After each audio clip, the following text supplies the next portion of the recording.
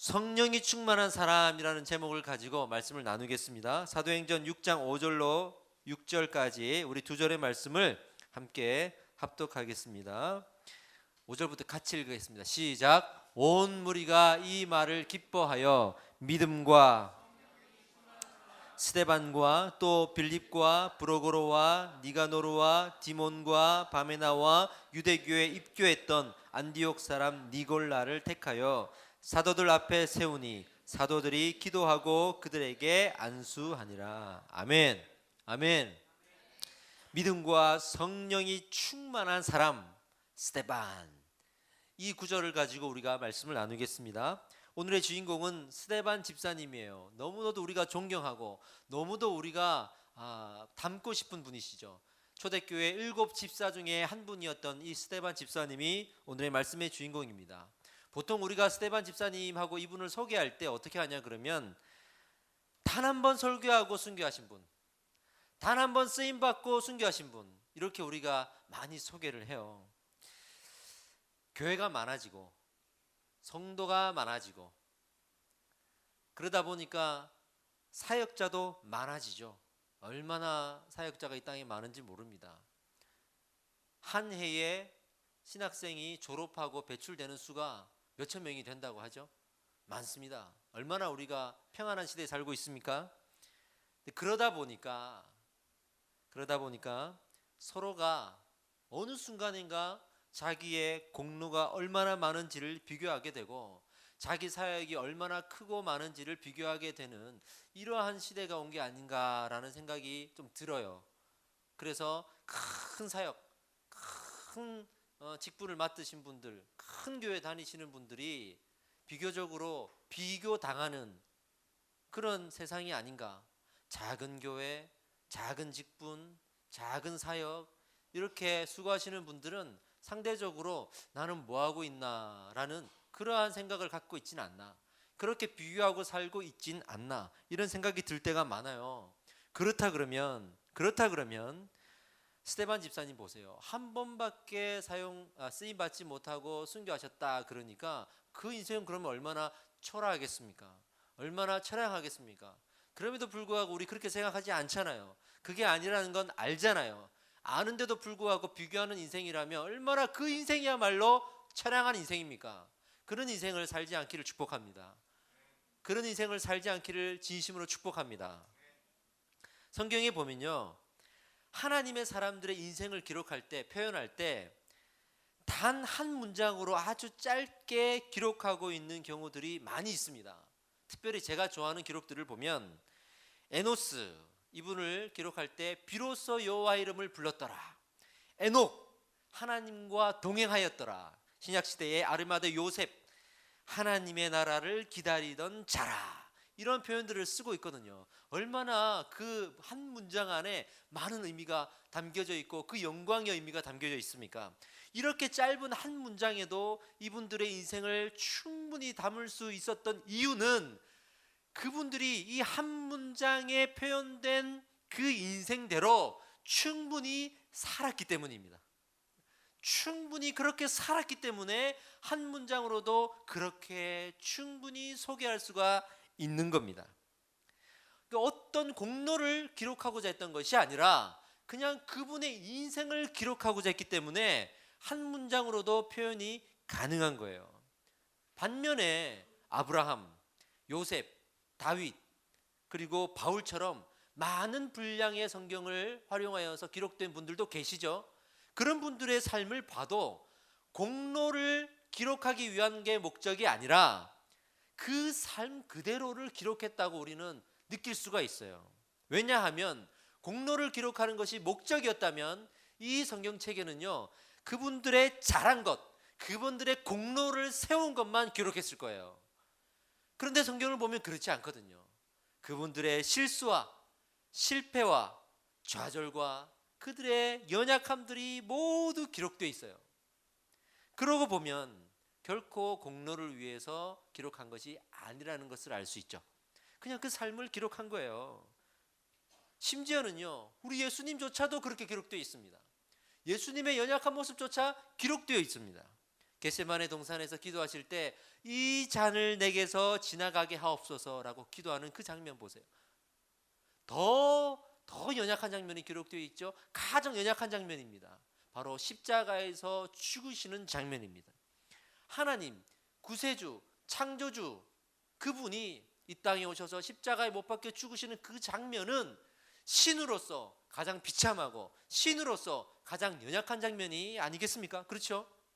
어떤 종교에서도요, 신의 연약함을 기록하고 있지 않습니다. 어떤 종교에서도 신이 부족하다고 말하고 있지 않습니다.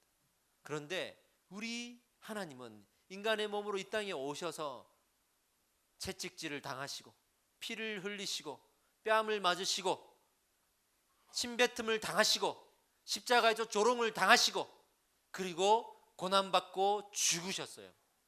이런 이야기가 성경에 기록되는 것 자체가 어떻게 보면 그 신의 완전함을 깎아내리고 그 신의 부족한 성품이 드러나게 하는 것 아닌가라는 생각이 들 정도로 연약함들이 기록되어 있단 말이죠.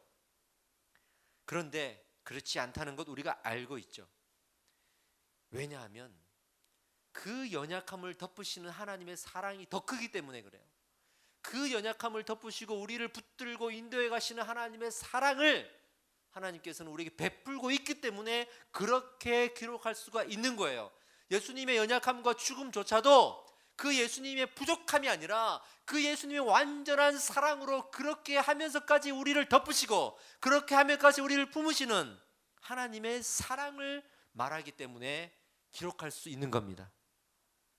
앞서 말한 그런 위대한 믿음의 조상들이 그 수많은 분량을 활용하면서 인생이 기록되어 있는데 거기에 연약한 모습들이 나오거든요. 왜냐하면 그 사람의 공로가 중요한 게 아니라 그렇게 연약하다 할지라도 우리 하나님은 사랑으로 덮으시고 그들을 이끄시고 세우시고 그리고 품으셨다는 하나님의 사랑의 이야기이기 때문입니다. 할렐루야. 우리 인생도 마찬가지예요.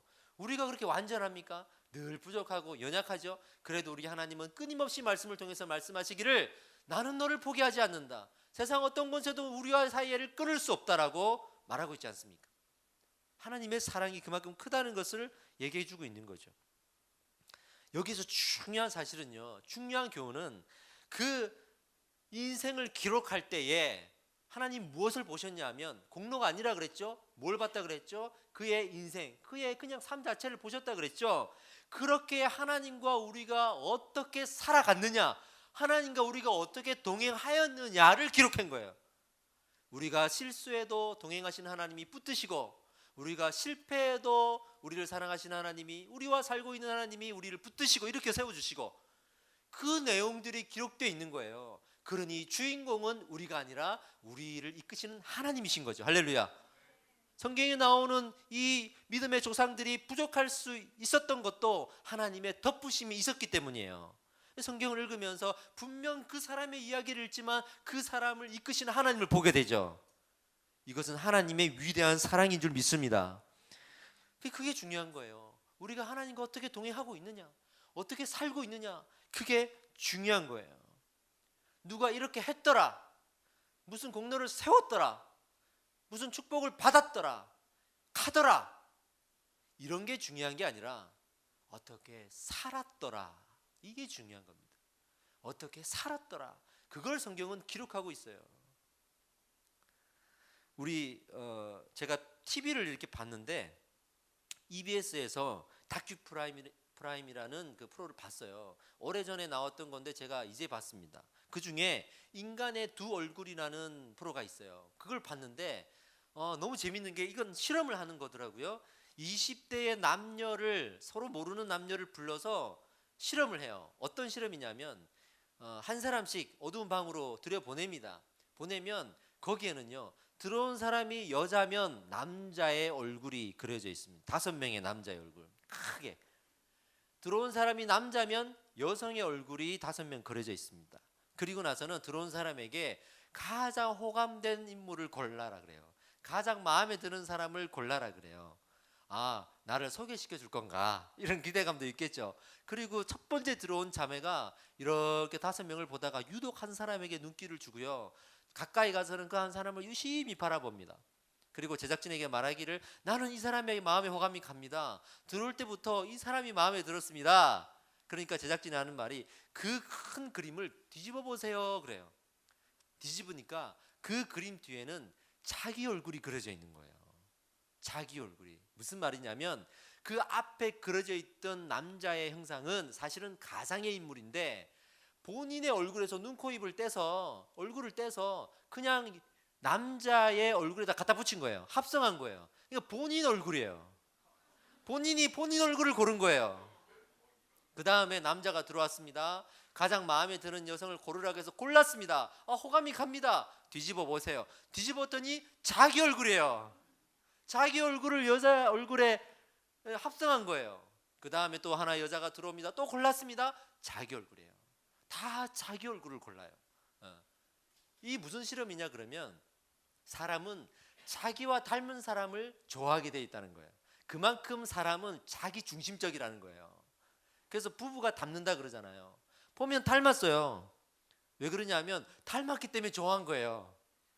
제 눈에 안경이라는 말이 있는데 실험을 해보니까 나랑 닮은 사람이에요. 모르죠. 가끔 실수로 안 닮은 사람이랑 사귈 수도 있는데 왜 그거 있잖아요. 정성에 못 이겨서 나랑 안 닮았는데 마음에 안 드는데 마음과 중심을 보고 이렇게 사귀는 경우도 있지만 일반적인 경우에는 닮을 수밖에 없대요. 부부가 닮을 수밖에 없대요. 사랑하는 사람은. 그런 어떤 실험을 하는 프로였습니다. 이걸 보면서 뭘 느꼈냐 그러면 우리 안에 하나님의 형상이 있거든요. 우리 안에 하나님의 마음이 있거든요. 우리 믿는 신자들은 하나님의 말씀을 묵상하고 살아가거든요. 그러니 하나님의 마음이 있으니 우리는 하나님과 닮아갈 수밖에 없고 하나님이 마음이 있는 곳으로 마음이 갈 수밖에 없어요. 우리의 모든 온 영혼은 우리 하나님의 형상을 닮아서 이 세상을 살아가면서 하나님이 기뻐하시는 것에 나도 기쁘고 하나님이 슬퍼하는 것에 나도 슬플 수밖에 없는 삶을 살아가게 됩니다. 중요한 것은 내 마음에 그렇게 하나님의 형상이 일하고 있는 그 상황이죠. 할렐루야.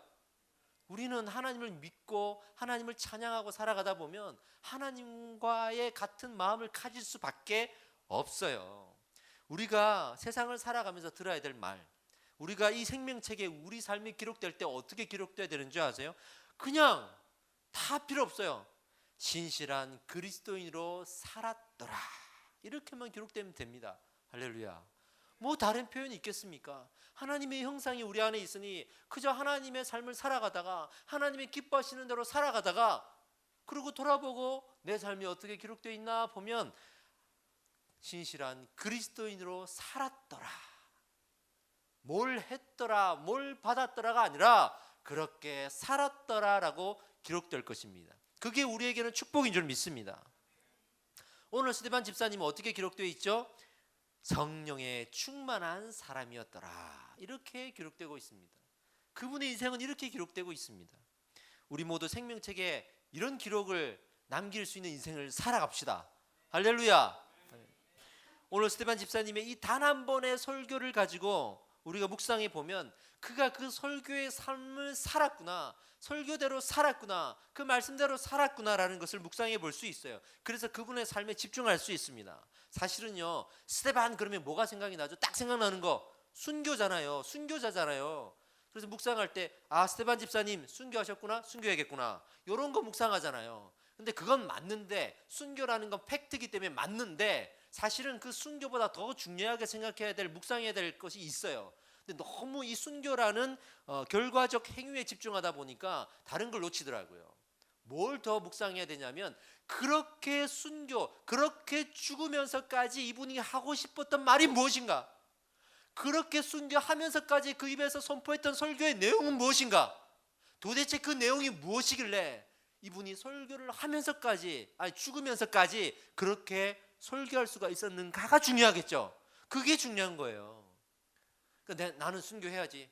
순교하기 위해서 이 설교를 해야지. 그러면 순교할 거야. 그러고 순교한 게 아니라 그냥 그가 죽으면서 했던 그 설교의 내용 안에 본인이 푹 빠져서 거기에 미쳐서 살았던 거예요. 그러니까 죽는 순간에도 이 마음을 전할 수가 있었던 것이죠. 이게 너무 중요한 겁니다. 우리가 무엇을 향해 살아가는 거예요. 나는 순교해야지 이게 중요한 게 아니라 왜 순교해야 되는데요? 왜 우리가 거룩하게 살아가야 되는데요? 왜 그리스도인으로 살아가야 되는데? 왜 말씀대로 살아가야 되는데? 우리 안에 무언가가 있어야 된다는 거예요. 그 무언가가 있어야 된다는 거예요. 스데반 집사님의 마음에는 무엇이 있었겠는가? 그 설교의 내용을 보면 한마디로 요약해서 말하면 그건 복음입니다. 할렐루야. 복음입니다. 아브라함과 요셉과 모세와 다윗과 솔로몬을 거론하면서 그분들에게 일일이 공통적으로 계속적으로 역사하시면서 주셨던 약속의 말씀을 언급해요. 그 약속의 말씀이 뭐냐 그러면 메시아가 올 것이다 이거예요. 분명히 올 것이다. 그리고 그분들에게 동일하게 또 주셨던 예언의 말씀, 그분이 고난당하고 죽을 것이다. 다시 예수님께서 오실 것이라는, 메시아가 오실 것이라는 약속과 죽으실 거라는 그 예언이 함께 구약 시절에 계속 선포되고 있었다는 것을 설교하고 있는 거예요. 이게 복음 아니겠습니까? 그리고 정말로 예수님께서 그렇게 오셔서 죽으셨잖아요. 그 죽으신 이후에 지금 스데반이 죽어가면서 이런 설명을 하고 있는 거 아니에요. 복음입니다. 이 복음에 미쳐서 살고 있었던 거예요. 그래서 죽는 순간에도 복음을 내뱉고 죽은 거예요. 그런데 어떻게 죽기까지 이렇게 죽으면서까지 이렇게 설교를 할 수가 있었느냐? 오늘 성경은 성령에 충만했다 그랬습니다. 성령에 충만했다 그랬습니다. 그래서 성령에 충만한 사람이 순교했는데 그 성령에 충만한 사람의 마음을 딱 열어보니까 그 안에 뭐가 있었냐면 복음이 있어요. 복음에 불타는 마음이 있었어요. 할렐루야. 그 복음에 불타는 마음을 발견할 수가 있는 겁니다. 이분의 설교를 우리가 들으면서 우리가 성령 충만해야 될 이유입니다. 할렐루야. 이 성령이 충만해야 될 이유입니다. 그분이 어떻게 성령 충만했냐고요? 사도행전 6장 오늘 본문의 말씀에 어떻게 기록되어 있습니까? 함께 읽어볼까요?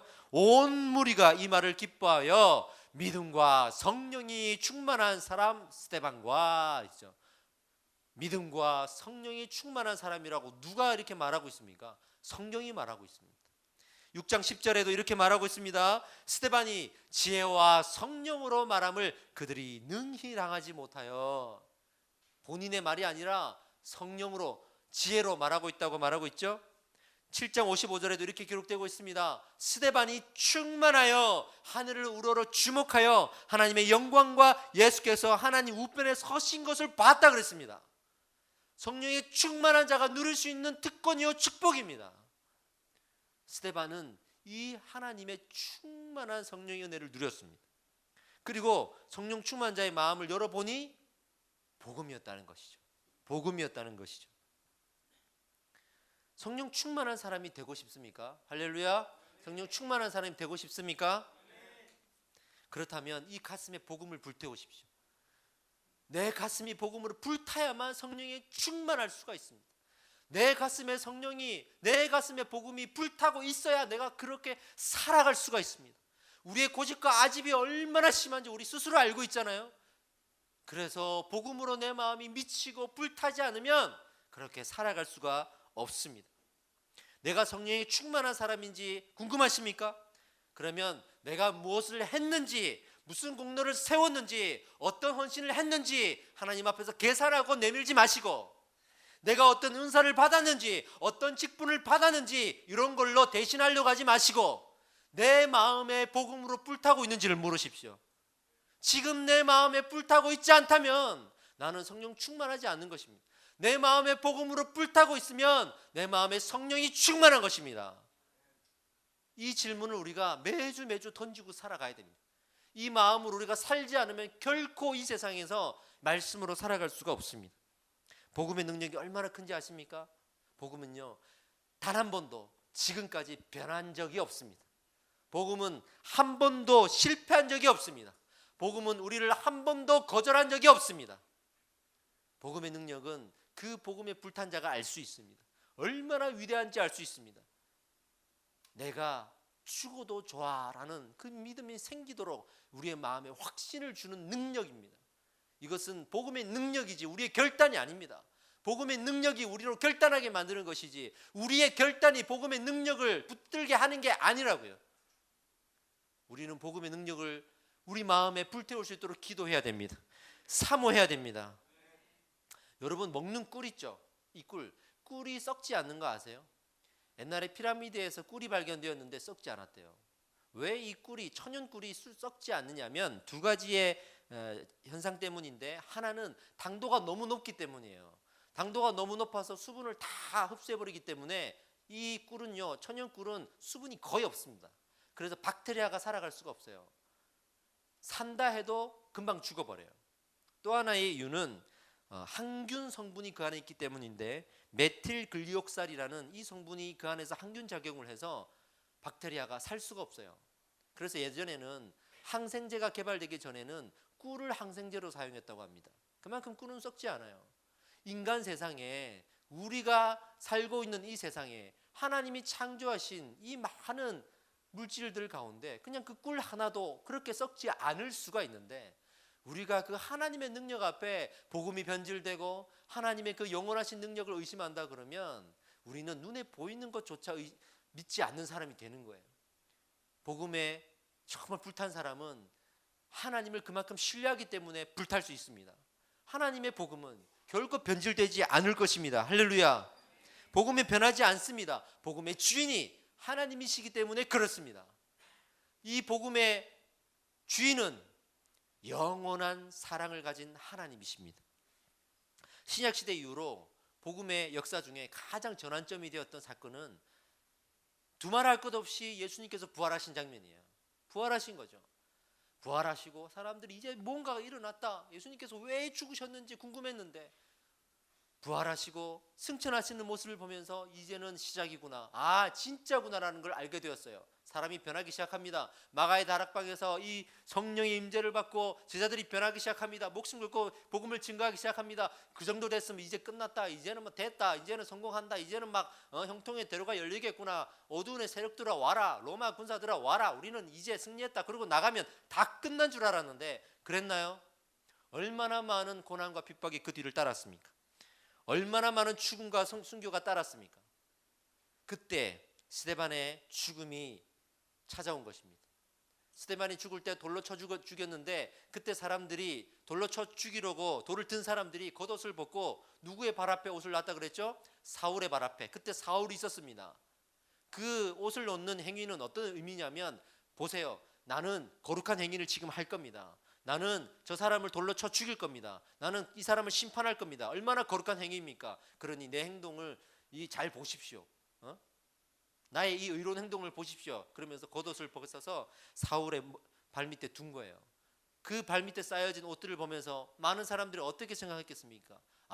역시 이렇게 또 끝나는구나. 예수님이 죽으실 때 그때 가졌던 절망감들 다시 느끼면서 다시 끝났구나, 될 줄 알았더니 또 안 됐네, 그런 사람들 있지 않았겠습니까? 분명히 있었을 겁니다. 그런데 그렇지 않았습니다. 스데반의 이 죽음은요, 사실은 복음이 끝났다라는 부족함이 아니라 복음은 아직 살아있다는 증거가 되어버렸습니다. 우리는 그 사울이 바울된 걸 알고 있잖아요.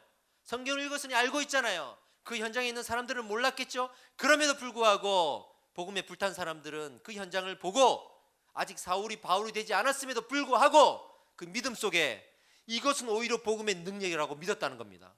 이 죽음은 오히려 복음이 살아있다는 증거로 삼았다는 겁니다. 왜 그렇죠? 많은 사람들, 믿음에 연약한 사람들은 스데반의 죽는 모습만 봤지만 믿음에, 복음에 불탄 사람들은 그 죽을 때 얼굴이 천사와 같은 것을 봤습니다. 죽으면서까지 복음을 증거했기 때문에 그 복음의 능력이 얼마나 큰지를 보았습니다. 복음이 얼마나 강한지를 보았습니다. 믿음이 우리 안에 장성한 사람들은 이러한 일들을 그렇게 해석할 수 있습니다. 할렐루야. 우리 앞에 놓여져 있는 일들에 대해서 우리가 이런 믿음의 해석들을 가질 수 있어야 됩니다. 교회의 역사를 보면요, 교회가 위축되고 쓰러지는 그런 역사들이 있었습니다. 그런데 지금 지나보니 그 역사와 쓰러짐이 과연 기독교의 끝이었습니까? 로마의 10대 박해와 종교개혁 시대와 이런 수많은 박해의 시절을 지나면서 그렇게 해서 기독교가 끝이 났습니까? 우리는 역사를 알고 있으니 쉽게 대답하죠. 그 현장에 있었던 사람들은 어떻게 생각했을까요? 끝났다고 생각하는 사람들 많았을 겁니다. 도망가고 부인하고 그렇게 배도하는 사람들이 많았을 겁니다. 그럼에도 불구하고 기독교의 역사를 보면 순교의 사람들은 계속 등장했고, 그럼에도 불구하고 믿음을 의심치 않았던 주님의 용사들이 그곳에 있었습니다. 그분들은 이 현상을 어떻게 해석했을까요? 기독교의 쓰러짐이 아니라 오히려 복음은 더욱 강한 하나님의 능력임을 더 증거 삼았을 겁니다. 이렇게 핍박해도 살아나는 걸 보라, 죽으면서까지 믿음을 부인하지 않는 걸 보라, 이러면서 오히려 하나님의 살아계심의 증거로 삼았다는 겁니다. 얼마나 놀라운 사실입니까? 교회가 쓰러질 때 반드시 하나님은 다시 세우십니다. 그 무너진 성벽을 반드시 세우십니다. 이것은 하나님의 능력인 줄 믿습니다. 왜 그럴 수 있는 줄 우리가 믿게 되는 줄 아세요? 쓰러지는 그 가슴에 진리가 있었기 때문이에요. 진리를 품고 쓰러졌기 때문이에요. 쓰러지는 교회를 할지라도 진리를 품었기 때문에 하나님은 이 교회를 다시 세우실 거라는 믿음의 확신이 생겼던 겁니다. 지금 우리가 주변을 바라보면서 교회가 쓰러지고 그리스도인들이 쓰러져가는 모습을 보면 안타까운 건 뭐냐면, 그 가슴에 진리를 품고 쓰러져야 되는데 거짓과 위선과 죄를 품고 타락함을 품고 쓰러지는 것 같아서 우리가 아쉬운 거죠. 그럼에도 불구하고 하나님의 역사, 이 기독교의 역사는 결코 한 번도 쓰러져 끝난 적이 없습니다. 믿으시기 바랍니다. 우리 주변을 보면서 흔들리지 마시기 바랍니다. 지금 우리가 해야 될 것은 진리를 가슴에 품고 그 복음에 미쳐서 살아가는 겁니다. 그게 우리가 해야 될 일입니다. 다른 것에 마음을 두지 마세요. 교회를 생각할 때 그 교회가 진리를 마음에 품었으면 된 겁니다. 그게 중요한 겁니다. 반드시 이 교회는 하나님이 살리십니다. 다른 문제가 있어도 하나님 반드시 세우십니다. 저희 교회 등록하시는 분들, 다른 교회에서 상처받고 오시는 분들, 제가 등록 받을 때만 해도 어떻게 설명을 들었냐 그러면 그 자리에 있었던 분들도 계시겠죠. 우리 교회도 문제가 있습니다. 우리 교회도 상처가 있습니다. 우리 교회 완전한 교회 아닙니다. 똑같이 사람 사는 교회입니다. 사람 사는 데입니다. 특별하지 않습니다. 단 한 가지 우리가 확신하며 소개할 수 있는 건 진리를 품고 있는 교회입니다. 말씀을 품고 있는 교회입니다. 강단이 살아있는 교회입니다. 그거였습니다. 다른 거는 다 자신 없어요. 똑같습니다. 사람 사는데 다 똑같아요. 그렇게 사람이 살아가고 사람이 모여서 일어나는 일들에 우리가 현혹되고 매이지 마십시오. 어디에나 사람 관계는 깨어지고 상처 입고 오해를 받고 기분 나쁘고 질투하고 시기하고 그런 일들이 없는 교회가 이 땅에 어디 있습니까? 다 있습니다. 기독교의 역사를 보십시오. 그러지 않았던 세상이 어디 있었습니까? 연약한 사람들이 모이면 다 그렇습니다. 그러나 믿음의 사람들은 그런 현상을 오히려 긍휼히 여깁니다. 그럼에도 불구하고 우리를 품고 십자가의 그 크신 사랑으로 인간의 사랑으로는 덮을 수 없는 인간의 연약함조차도 품고 가시는 예수님을 묵상하면서 내가 그 예수님의 사랑을 본받아야지, 내가 품어야지, 그렇게 자기와의 싸움을 통해서 하나하나 품으려고 노력하고 그렇게 전투적으로 살아가는 거죠. 할렐루야. 이게 교회 아닙니까? 이게 그리스도인 아닙니까? 세상에 완전한 교회를 찾아다니는 사람들은 결코 완전한 교회를 찾을 수 없고 결코 복음에 불탈 수 없을 겁니다. 내가 생각하는 그 이상의 교회를 나는 찾는다고 생각하지만 그게 내 믿음의 장벽이 될 것입니다. 아니, 어두움의 세력보다 더 큰 장벽이 될 것입니다. 내가 이곳에 있는 건 하나님이 이곳에 보내셨다라는 믿음이 있으셔야죠. 그곳에서 얼마나 어려운 험난한 시절이 있더라도 견디시고 이겨내시고 그것을 위해서 기도하셔야죠. 내가 품어야죠. 그분들을 뭐라고 하는 줄 아세요? 교회의 기둥이라고 하는 겁니다. 할렐루야. 쓰러졌지만 가슴에 진리를 품은 사람, 오늘 성경을 보니까 스데반 집사님을 말하고 있어요. 우리가 이런 인생을 살아야 될 줄 믿습니다. 여러분, 이제는 스데반의 이 인생에 우리가 그렇게 인생을 살아가야 될 줄 믿습니다. 미국의 마틴 루터 킹 목사님을 아시죠? 흑인들의 인권의 운동가였죠. 그런데 이분이 많은 책들도 나와 있지만 육성 설교도 나와 있거든요. 육성 설교를 들어보면 계속 끊임없이 외치고 있습니다. I have a dream. 나에게는 꿈이 있습니다. 나에게는 꿈이 있습니다. 계속 외쳐요. 나에게는 꿈이 있습니다. 조지아주의 붉은 언덕에서 노예의 후손들과 노예의 주인의 후손들이 형제처럼 손을 잡고 나란히 앉게 되는 꿈입니다. 나에게는 꿈이 있습니다. 골짜기는 높아지고 산들은 낮아지며 구르지 않는 곳은 평탄하게 되며 험한 곳이 평지가 될 것이요 주님의 영광이 나타나고 모든 육체가 그것을 함께 보게 될 날이 있을 것을 나는 꿈꾸고 있습니다. 그렇게 계속 외치거든요. 그가 그런 삶을 살 수밖에 없도록 했던 그가 품었던 꿈 말입니다. 그렇게 총에 맞아서 죽을 걸 예상하면서도 그런 위협을 받아가면서도 실제로 그런 죽음을 맞이했으면서도 포기하지 않고 그렇게 살았던, 그렇게 살도록 했던 그 꿈 말입니다. 그분의 꿈이 나는 총 맞아 죽을 거야, 이게 꿈이었겠습니까? 아닙니다. 하나님의 영광이 이 땅에 세워지는 것이 꿈이었습니다. 그것이 흑인들의 인권이 회복됨으로써 하나님의 영광이 세워질 수 있다고 믿었기 때문에, 그것을 꿈으로 꾸었기 때문에 그렇게 살았던 겁니다. 이런 꿈이 우리에게 있느냐 말이죠. 이런 꿈이 있느냐 말이죠. 한 사람의 인생의 목적이 되는 꿈, 한 사람의 죽음의 이유가 될 수도 있는 꿈, 이런 꿈이 우리 안에 있냐 말이죠. 그게 하나님의 영광의 꿈이 되어야 되지 않겠습니까? 하늘에 계신 우리 아버지요, 그 이름이 거룩히 여김을 받으시오며 날마다 외치는 예수님이 가르쳐 주신 그 기도가 이 땅에 이루어지는 것, 그 이름이 거룩히 여김을 받으시오며 그것을 우리의 가슴에 꿈으로 삼고 살아가야 되지 않겠습니까? 그 이름이 거룩히 여김을 받으시오며, 이것은 복음입니다. 예수님을 이 땅에 그 이름을 높여드리고 사는 것, 그게 복음의 상황 아니겠습니까? 이게 우리 꿈이 되어야 될 줄 믿습니다. 가슴에 복음이 살아있다면, 그 복음이 복음에 미치고 그 복음이 꿈이라면 우리는 이미 성령에 충만한 사람입니다. 그렇게 성령에 충만한 인생이 될 줄 믿습니다. 아멘으로 축복합니다. 화답하는 영혼들 그렇게 될 줄 믿습니다. 그가 죽었을 때 했던 기도를 볼까요? 돌에 맞아 죽으면서 어떤 기도를 했는지 우리 한번 볼까요?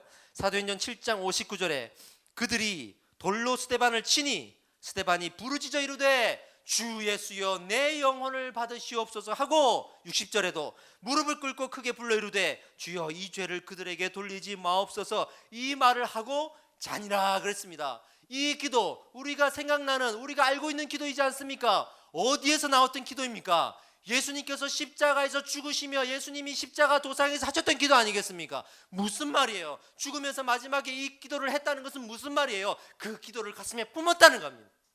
예수 그리스도의 십자가의 복음을 품었다는 겁니다. 그것이 마지막 순간에 유언처럼 내뱉을 수 있는 자기의 꿈이었다는 겁니다.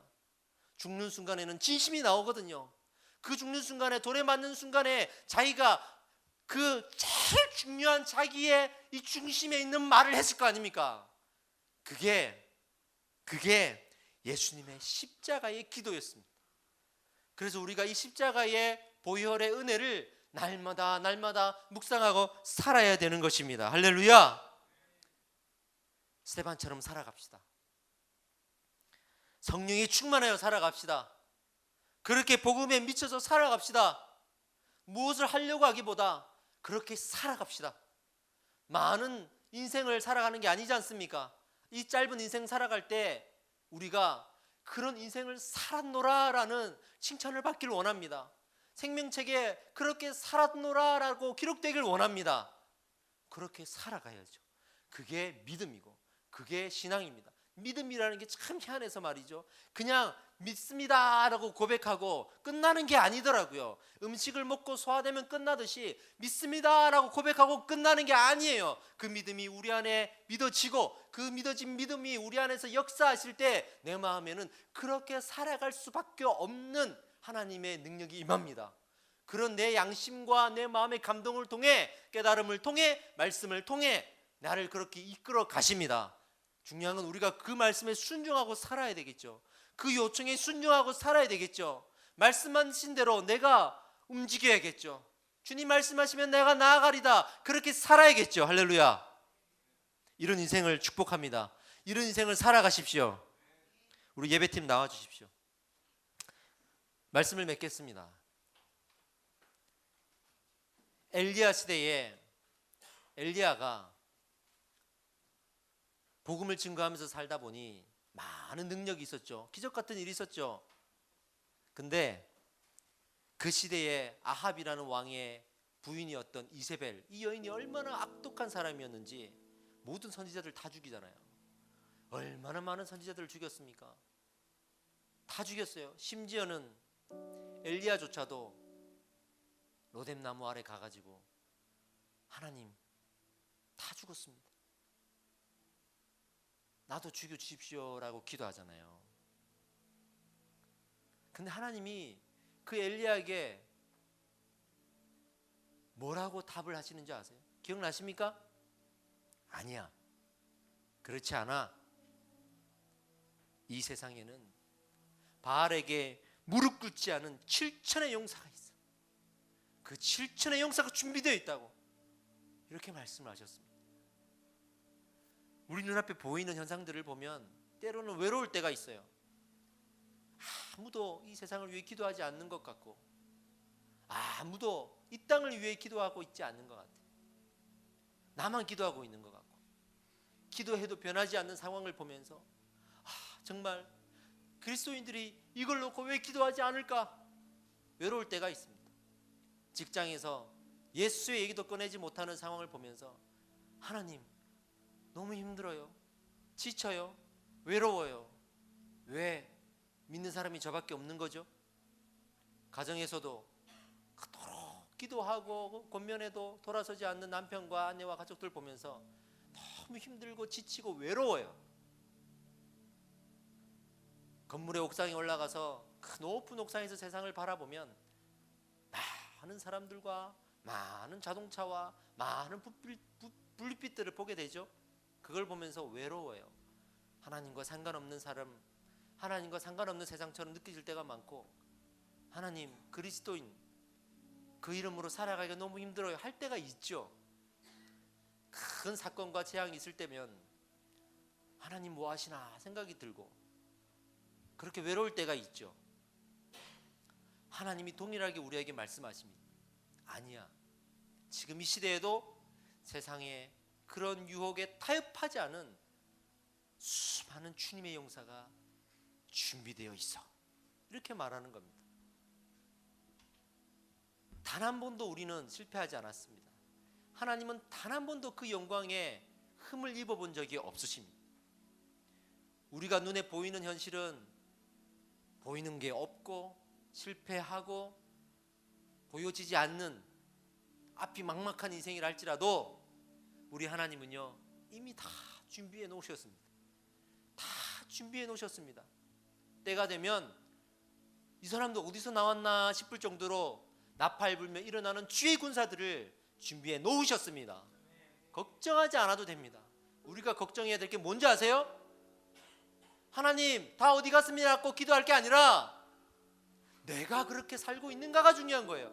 내가 정말 그렇게 살고 있는가를 걱정하셔야 돼요. 하나님 다 어디 갔어요? 나밖에 없어요. 이렇게 걱정할 게 아니라 정말 내가 그 나팔 부는 7천의 군사로 살아가고 있는가, 그게 중요하고 그걸 걱정해야 됩니다. 여러분 다 죽었다고 생각하십니까? 바알에게 무릎 꿇지 않는 7천 명을 준비하셨습니다. 이 시대를 바라보면서 가져야 될 마음은 이거예요. 믿음이 연약한 사람들은 그 옥상에서 밤거리를 내다보며 적막감에 들고 우울함에 빠지고 외롭고 그런 마음이 들지라도 믿음에 이 복음에 불탄 사람들은 그 세상을 바라보며 하나님의 긍휼을 누리고 그 세상 숨어 살고 있는 어디엔가 살고 있는 주의 군사들이 있음을 믿고 하나님이 이 세상에 하나님의 나라를 세울 거라는 그 믿음으로 오히려 기대를 품게 되더란 말입니다.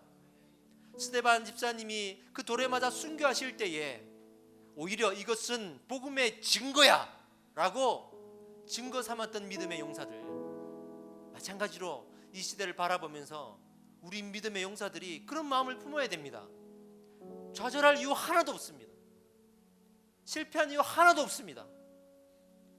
우리 하나님은요 영원히 과거에도 지금도 미래에도 변하지 않을 것이며 여전히 영광받을 것이며 돌들이 그 하나님을 찬양하고 영광 올릴 수 있을 그런 능력의 하나님, 스스로 영광 받으시는 하나님, 여전히 하나님은 일하십니다. 나를 통하여 일하기를 바라는 그 걱정을 하십시오. 나를 통하여 일하실 수 있도록 우리가 걱정합시다. 내가 준비되었는지, 내가 그렇게 살아가고 있는지 그것부터 걱정합시다. 이 세상을 너무 걱정하지 마세요. 하나님이 하십니다. 하나님이 세상을 보세요 하지만 우리 하나님은 나를 보고 있어요. 나는 네가 준비되길 바래. 나는 네가 그렇게 살아가기를 원해. 입술로만 나를 원하는 것이 아니라 그렇게 살아가길 원해 라고 우리를 바라보시는 겁니다. 오늘 이 말씀의 핵심이 뭔지 아세요? 하나님, 성령에 충만한 사람이라는 제목을 가지고 하나님 어떤 핵심의 말씀을 주시는지 아세요? 그 성령에 충만한 사람이 나이길 바라는 겁니다. 우리이길 바라는 겁니다. 그렇게 살아갑시다. 이런 삶을 살아갑시다. 주일날 교회 한번 오고 안전한 생활, 적당하게 괜찮은 생활, 재정적으로도 큰 무리가 없고 안정된 직장과 가정에서도 큰 어려움이 없어요. 이만하면 법 없이도 살 것 같아요. 기도하는 대로 뭐 큰 제목도 없지만 그러나 문제도 없어요. 교회 와서 간혹 예배 드리면 은혜도 있어요. 그렇게 문제없이 살아가는 게 축복받은 게 아닙니다, 여러분. 그걸 축복받았다고 착각하고 살아가지 맙시다. 내 마음에 복음이 존재하지 않는다면 결코 그 인생을 축복받았다고 말할 수가 없습니다, 여러분. 정말 축복받은 인생, 그 마음에 복음으로 불타고 있는 인생 아니겠습니까? 우리 그런 인생을 살아갑시다. 오늘 우리가 기도할 때 하나님, 내가 그렇게 복음으로 불탈 수 있게 해주십시오. 내 마음에 복음으로 태워주십시오. 다른 것들 다 가져가시고 하나님, 그 마음에 내가 충만하여 하나님 보시기에는 성령이 충만한 자라 이렇게 기록될 수 있는 그런 삶을 살 수 있도록 우리 하나님 나를 붙들어 주시옵소서. 이런 간절한 마음을 가지고 우리 하나님 앞에 구하겠습니다. 우리 주여 한번 외치고 동성으로 기도하겠습니다. 기도합시다. 주여, 할렐루야.